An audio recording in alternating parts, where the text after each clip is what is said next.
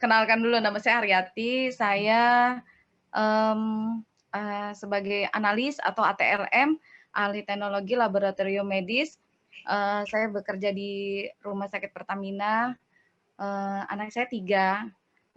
Anak yang pertama, anak yang kedua, alhamdulillah tidak ada masalah. Hamil yang ketiga, saya mengalami black teeth ovum.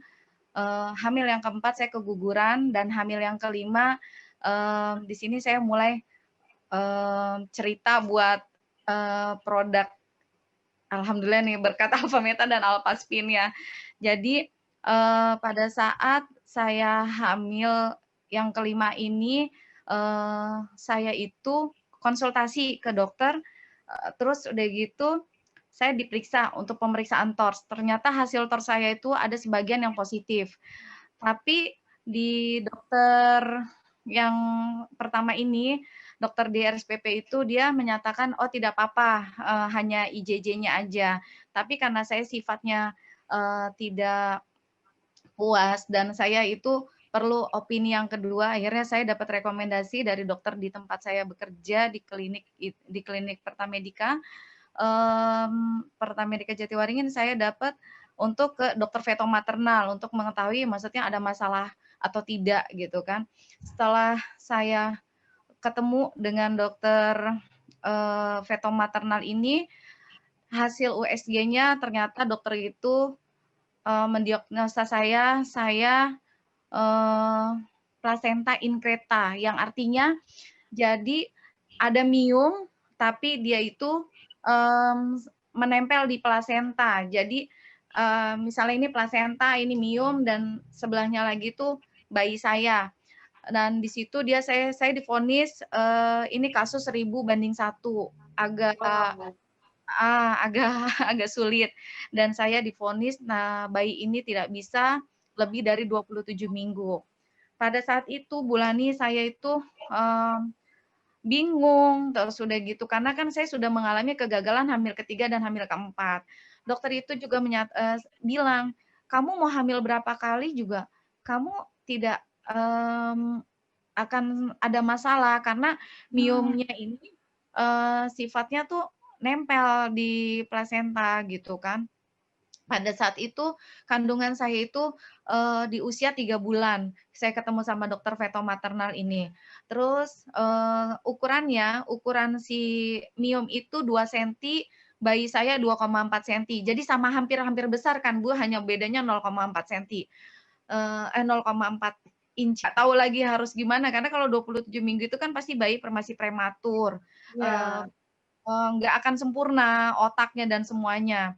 Terus saya akhirnya saya dikenalin sama ibunya Gita untuk, apa sih, pakai produk Alfameta. Terus udah gitu ya namanya ikhtiar semua itu kan saya balikin lagi ke, mmm, yang punya hidup gitu. Tapi Iya saya tetap betul. ikhtiar, saya pakai Alfameta dan saya, mmm, pakai Alpaspin.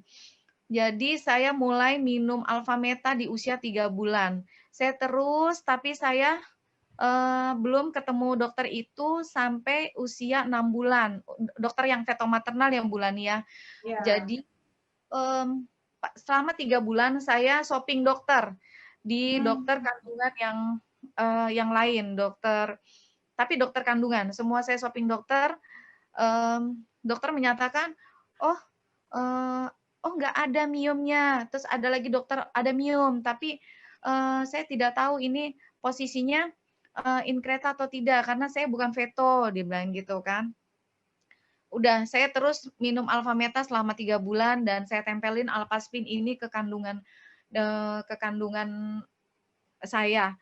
Dan alhamdulillah pas menjelang usia 6 bulan saya Eee, pengen tahu aja Bulani, rasa tahu. Maksudnya, apa sih, follow up dari, eee, ikhtiar saya gitu, semuanya saya lakukan gitu kan. Saya akhirnya bertemu dengan dokter veto maternal itu, dan alhamdulillah dokternya juga bingung Bulani. Saya itu sampai di dalam ruangan itu lebih dari setengah jam. Dokter itu bingung, saya udah USG bolak-balik ke kanan, ke kiri, Itu tuh dokternya sampai ngomong, "Kamu minum apa? Kamu diminumin obat apa?" Saya diem aja karena saat itu saya bingung, "Kenapa ya, Dok?" Gitu kan. "Miomnya tambah besar ya, Dok?" Saya gitu kan. Enggak ada miom sama sekali," dia bilang gitu. Sampai merinding saat itu, alhamdulillah gitu, karena kan saya punya waktu 6 bulan itu kan 24 minggu.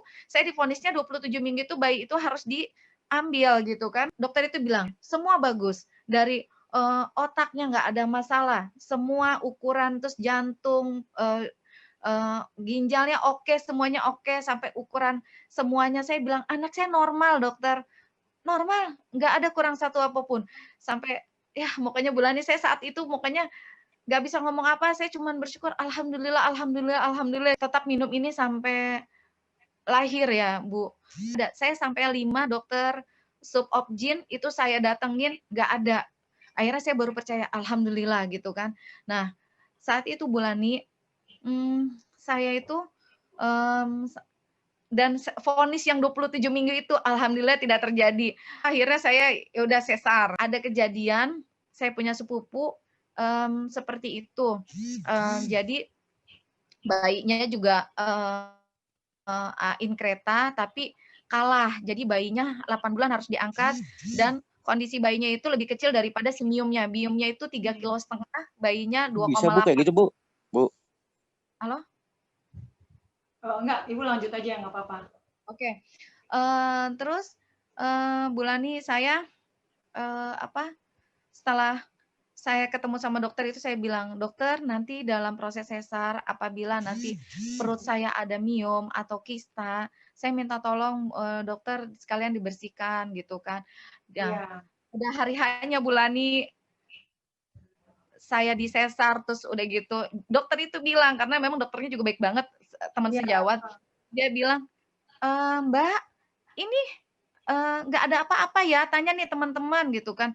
Alhamdulillah setelah bayi saya sudah dikeluarkan, nih bayinya alhamdulillah normal, tidak kurang satu apapun, terus udah gitu nangis lah seperti yang Halo? normal bayinya. Terus udah gitu, si, dokter itu bilang, "Alhamdulillah di perutnya nggak ada apa-apa, Bu, alhamdulillah banget, benar-benar nggak ada miom, nggak ada kista." Sampai coba tanya teman-teman, ini Bu, kan kalau sesar kan kita bisa ngobrol ya, Bu, ya. Nah, di situ Bu, saya makin, apa ya, makin percaya banget gitu kalau misalnya produk ini memang benar-benar bagus dan saya mau, apa sih, mau berbagi sama, orang lain gitu, Bu. Nah, dan ada satu lagi Bu, yang saya perlu ceritakan, mungkin bisa dilihat bayi saya nanti ada fotonya umur, 4 makanya setelah lahir bayi saya itu memang bentuk tempurung kepalanya itu ada batas tegas. Jadi tidak seperti anak saya yang pertama atau yang kedua atau bayi-bayi yang lain yang saya pernah lihat.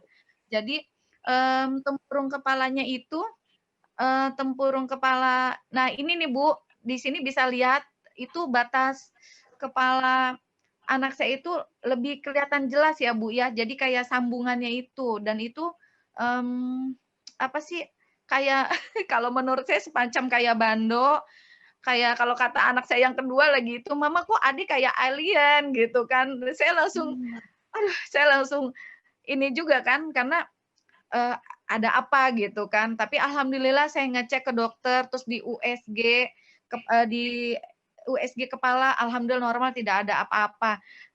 Selama selama menyusui, saya juga minum Alfameta dan saya kasih ini, Bu. Jadi setiap dia tidur, Alpaspinnya itu saya sorotin, Bu, di kepalanya. Nah, alhamdulillah di usia 1 tahun ya, Bu, 1 tahun tuh alhamdulillah itu bagus, udah seperti sedia kala normal, nggak Normal ya. Nah, ini yang dipoto usia berapa nih, Bu? yang ini 2 tahun, yang 1 tahun itu kurang tegas ya, tapi sudah tidak ada, Bu. Nah, ini nih, Bu, yang 1 tahun nih, Bu. Ini Heeh, heeh. 1 tahun ini, bayi ini, udah bentuknya sudah bagus, jadi tidak ada batas tegas lagi yang tadi seperti yang umur usia 4 bulan. Itu setiap Iya. malam sama saya sinarin ini Alpaspin. Alpaspinnya saya tempelin di situ, terus saya juga masih konsumsi selama menyusui saya minum Alfameta.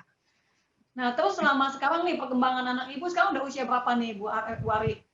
3 tahun dan alhamdulillah, Ya itu semua sih, semuanya makanya saya balik lagi, makanya saya bersyukur banget, alhamdulillah anak saya 3 tahun di seperti apa ya, layaknya anak-anak tapi kecerdasannya alhamdulillah menurut saya beda dari kakak-kakaknya. Jadi lebih Wow. ya alhamdulillah Bu, jadi dia apa ya, lebih kalau diajak komunikasi itu seperti bukan anak 3 tahun Bu. Terus diajak, apa ya, dikasih misalnya dikasih kita misal contohin baru sekali aja dia udah langsung bisa gitu. Daya tangkapnya ya, secara daya tangkapnya ya Bu Ari ya. Beda beda beda dengan yang Oke, lainnya. oke, ya, ya, luar biasa banget. Kesaksian ini luar biasa banget nih Bu Ari nih.